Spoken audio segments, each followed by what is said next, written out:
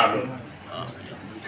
আসলে এই যে ফিলিস্তিনিদের ব্যাপারে কথা বলার যে সুযোগ করে দিচ্ছে, এই জন্য আপনারা কিন্তু একটা যারা উদ্যোক্তা, যারা অনুষ্ঠানে বসার একটা উদ্যোগ নিচ্ছে, তাদের কিন্তু আপনার একটা তাদের একটা ধন্যবাদ পাওনা। যাই হোক, যারা এই আয়োজক, তাদের আয়োজকদের অন্যতম যে হারুন ভাই, হারুন রশিদ, ওনাকে ধন্যবাদ জানাই। আর সাথে যারা ওনার সাথে যদি কেউ থাকে তাদের ধন্যবাদ জানাই। আমার বক্তব্য শুরু করতেছি।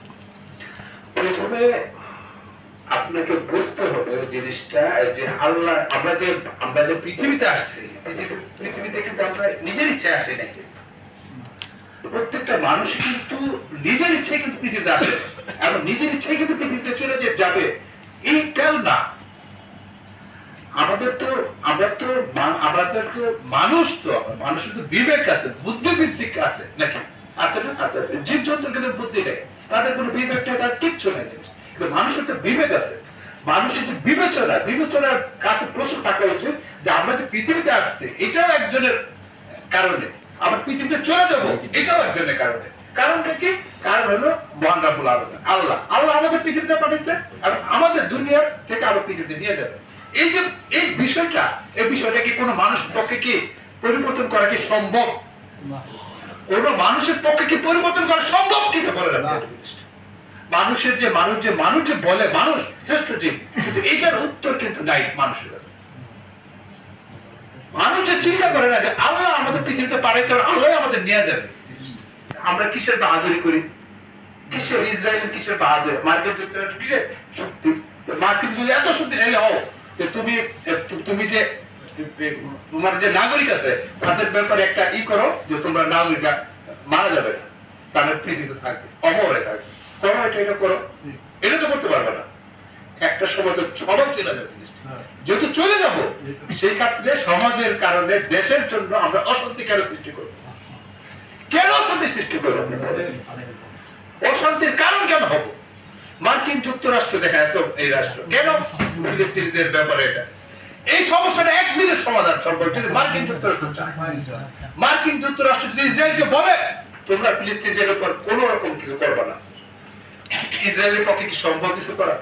সমাধান কি বেশি কঠিন?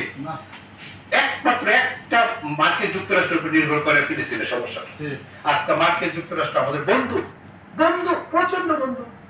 আমরা স্বীকার করি না, বন্ধু কিনা, বাংলাদেশের বন্ধু কিনা, বন্ধু মানে কত বন্ধু। কিন্তু আমরা মার্কিন যুক্তরাষ্ট্র বলতে পারি না তোমার উপর নির্ভর করে ফিলিস্তিনের সমস্যা। ফিলিস্তিনের সমস্যা একমাত্র মার্কিন যুক্তরাষ্ট্র একটা কথা কি সমস্যার সমাধান সম্ভব। আমরা মার্কিন যুক্তরাষ্ট্রের বিপক্ষে আমি না, সত্যি কথা, আমি মার্কিন যুক্তরাষ্ট্রের বিপক্ষে না, বুঝছেন? আমিও মোটা মার্কিন যুক্তরাষ্ট্র, কিন্তু মার্কিন যুক্তরাষ্ট্রকে আমি বলবো ভাই তোমরা তো বিবেকবান, তোমরা তো বুদ্ধিবৃত্তি, তোমরা তো আছে, তোমরা ফিলিস্তিনিদের এত নির্যাতন, তারপর তোমার কি তোমার বিবেক কি একটু নাড়া দেয় না? একটু নাড়া দেয় না? আমরা মার্কিন যুক্তরাষ্ট্রকে একমাত্র মার্কিন যুক্তরাষ্ট্রের উপর সমস্যা সমাধান, আর কোনো কিছু তো দরকার নেই।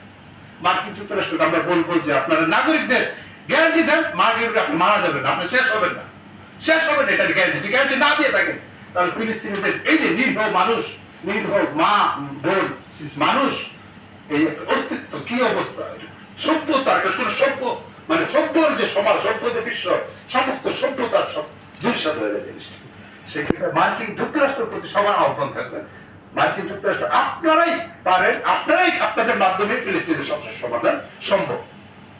এই কথা বলে এবং উপযুক্ত যারা আছে তাদের ধন্যবাদ জানিয়ে আমি বাংলাদেশ ন্যাশনাল পার্টির পক্ষ থেকে সবাইকে আমার বক্তব্য শোনার জন্য ধন্যবাদ জানাই।